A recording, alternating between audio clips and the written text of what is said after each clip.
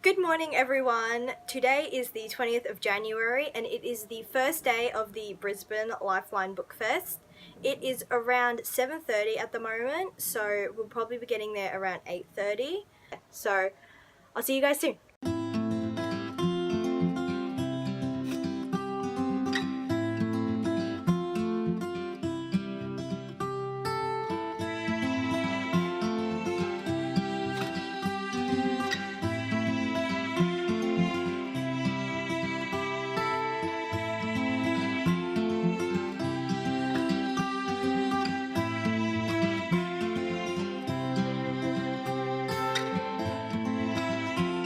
Hey guys, so I'm back from the Lifeline Bookfest.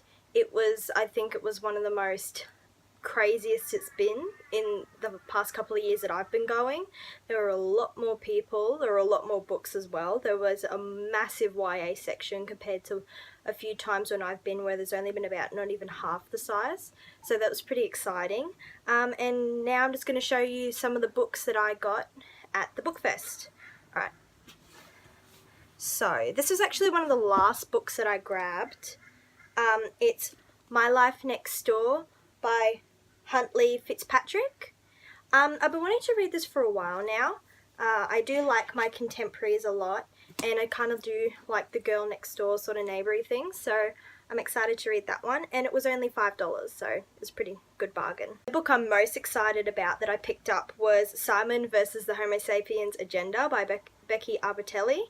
I've been wanting to read this for a while now, but every time I go into my local bookstores, they're always sold out. And so I got it at of all places, I got it at the Lifeline Bookfest for only $5, so I'm really happy about that. And this movie called Love, Simon, that has Nick Robertson in it, is coming out this year, which is also really exciting, so definitely going to be reading this before I go and see the movie. The third book I got is Love Letters to the Dead by Ava Delaria. I'm sorry if I butchered that name. This has been on my TBR for quite a long time, but I haven't actually been able to find it in store. So I was pretty surprised that I picked it up at the Bookfest. So yeah, I'm pretty excited about that. Stephen Koboski, from the writer of Perks Being a Wallflower, actually blurbed the book at the top. So I'm really excited because I love his writing. So if he likes it, then I'm definitely going to like it. Yeah. So yeah. I also picked up in pretty good condition Eli, I think that's how you pronounce it, by Jane Abbott. Yeah, sounds pretty cool. Sounds a bit mysterious. One of the dystopian books that I picked up this year is The Knife of Never Letting Go by Patrick Ness. For some reason, I've always been intimidated by this book. I don't know why, but I'm pretty excited to get into it. I actually bought the third book, Monsters of Men, a while ago, and not realising that it was actually a series. So I'm hoping to get started on this soon because Tom Holland, who is the new Spider-Man, is actually starring in this movie with Daisy Ridley, and it's going to be called Chaos Walking. So I'm really excited for that to come out because I'm a huge Tom Holland fan, so yeah. This year I actually picked up another Holly Black book. I'm currently reading The Cruel Prince and I'm absolutely loving it. I'm loving how she writes the Fae, it's amazing. So yeah, I decided to pick up Tilth? I'm sorry, I don't know. Yeah, Tilth? Yeah, I'm going to call it that. But yeah, I'm excited to read it because it's another Fae sort of book, and Holly Black is the queen of faes, so I'm very excited to read this. Let me know in the comments like what you guys think of this book if you've read it, because I haven't heard too much about this book. So yeah. The next book, I finally decided to pick it up because it was actually a requirement for my English class in my school to read, but I actually got transferred to that English class and we didn't have to read it anymore, and it's The Messenger by Michael Zuzak. I loved The Book Thief. I thought it was amazing. So I thought for $2.50, why not pick up The Messenger, because it's probably going to be equally as good. But finally, I found Delirium by Laura Oliver. I have been looking for this book for so long, and I'm so excited because it's a hardcover first edition. I'm so happy that I finally found it and that it is a hardcover and it is a first edition, because I have been on the hunt. I have the second book and the third book in the series, but I could not for some reason in hell find this one. Now I have it, so I'm so excited to start reading the series because apparently it's amazing.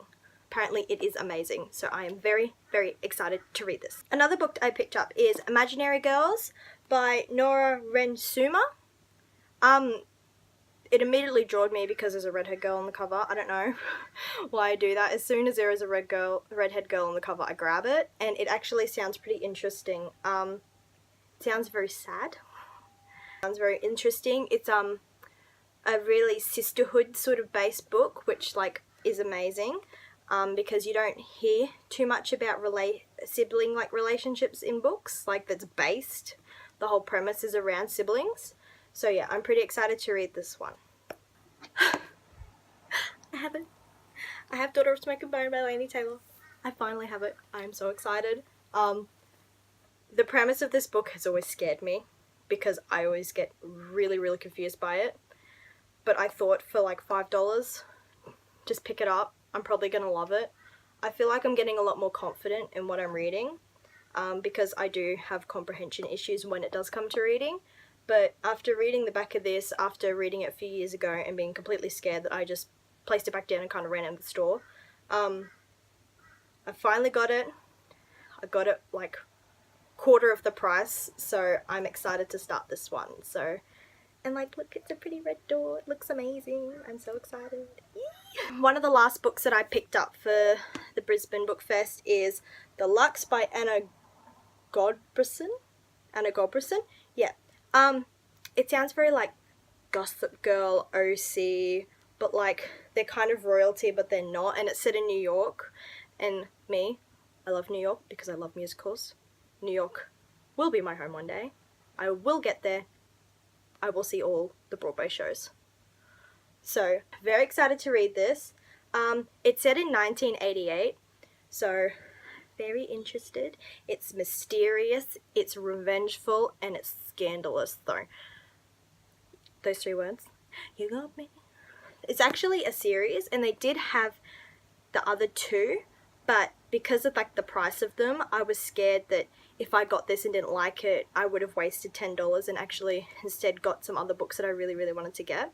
So pick the first one up, see if I like it, then I'll probably grab the others too. So, and actually one of the last books I picked up is The Crimson Thread by Suzanne Wren.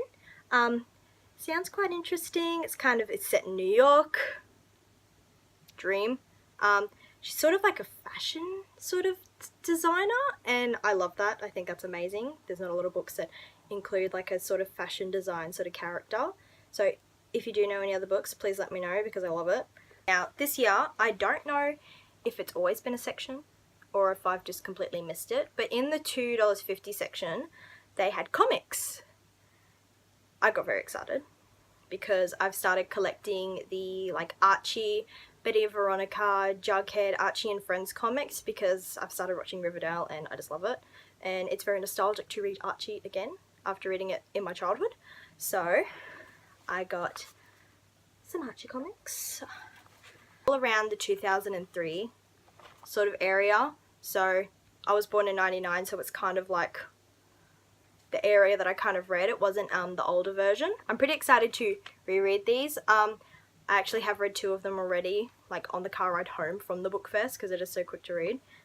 So yeah, I love seeing the characters in there before the Riverdale, how they kind of adapted it, and like seeing the characters and be like, oh, so that's, you know, sort of thing. Yeah, it's fun. I love it. So got them. They were $2.50 each. It's a pretty good bargain. And the last things I got is I got the Doctor Who 3 bind-up edition comics. So we've got the 10th Doctor, the 11th Doctor, what's new?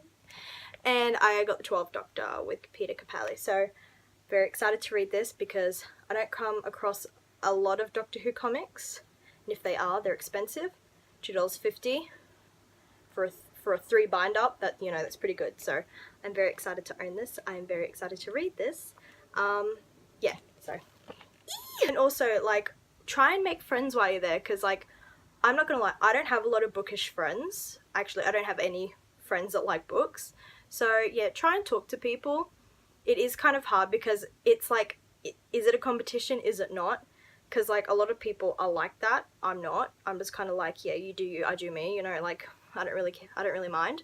But definitely try and make friends. Like the only reason why I got that Simon versus Homo sapien book is because the girl next to me she had one, and I was like, oh, like you're so lucky to get that because I've been looking for that book for ages. She goes, oh, I just had another copy of it, but I grabbed the higher quality one. And she pointed the book to me and pretty much just handed it to me and said, here you go. So yeah, try and like make friends and talk to other people because they kind of help you in a way. It's really nice, yeah. So I definitely recommend going to Lifeline Bookfest because it gives money to charity as well. It's not just, you know, to a company, it's for charity. Yeah, so it's all for a good cause. So yeah, I definitely recommend going. So thanks for watching. I hope you enjoyed. This is probably one of my first videos, so thank you so much for watching. I'll see you next time. Bye.